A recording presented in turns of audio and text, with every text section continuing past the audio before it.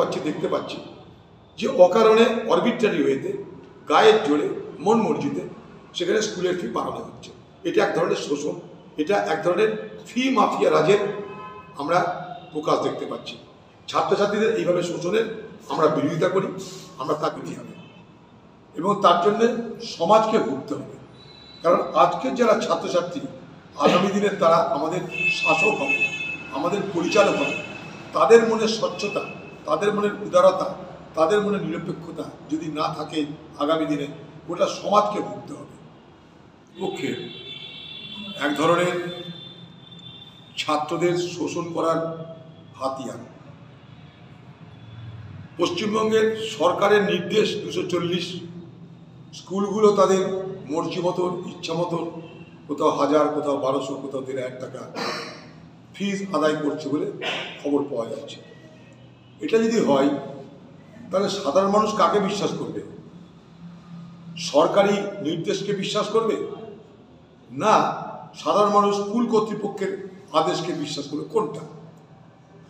আমাদের এই শহর, আমাদের এই জেলা, এখানে যারা সরকারি স্কুলে পড়ে তারা কেউ কোটিপতি নয়, তারা কেউ বড় বড় কন্ট্রাক্টরের পরিবারের ছেলে মেয়ে নয়, তারা কিন্তু সাধারণ নিম্ন মধ্যবিত্ত পরিবারের তারা ছাত্রছাত্রী।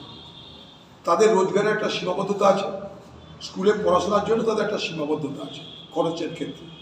সেইখানটাই স্কুল কর্তৃপক্ষ যদি অরবিট্রারি হয়ে থাকে, অর্থাৎ মর্জি মতন সরকারি নির্দেশ থাকা সত্ত্বেও তাদের মতন করে ফিজ আদায় করে,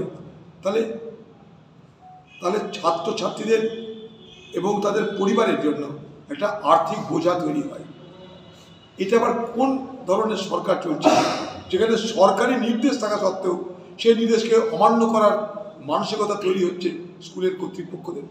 সেখানে গিয়ে স্থানীয় নেতাদের প্রচণ্ড মদত আছে, সেখানে গিয়ে স্থানীয় নেতারা কাটমানি খাচ্ছে, নাহলে এটা কী করে সম্ভব? সেই স্কুলের ফিজ আদায়ের মধ্য দিয়ে এখানকার তৃণমূলের নেতারা অবশ্যই শিক্ষকগুলির একটা অংশের সঙ্গে অসাধু আতাত করে কাটমানি আদায় করছে বলে আমি মনে করি। তাই এই ফি মাফিয়া এই বাংলায় আবার গজিয়ে উঠছে।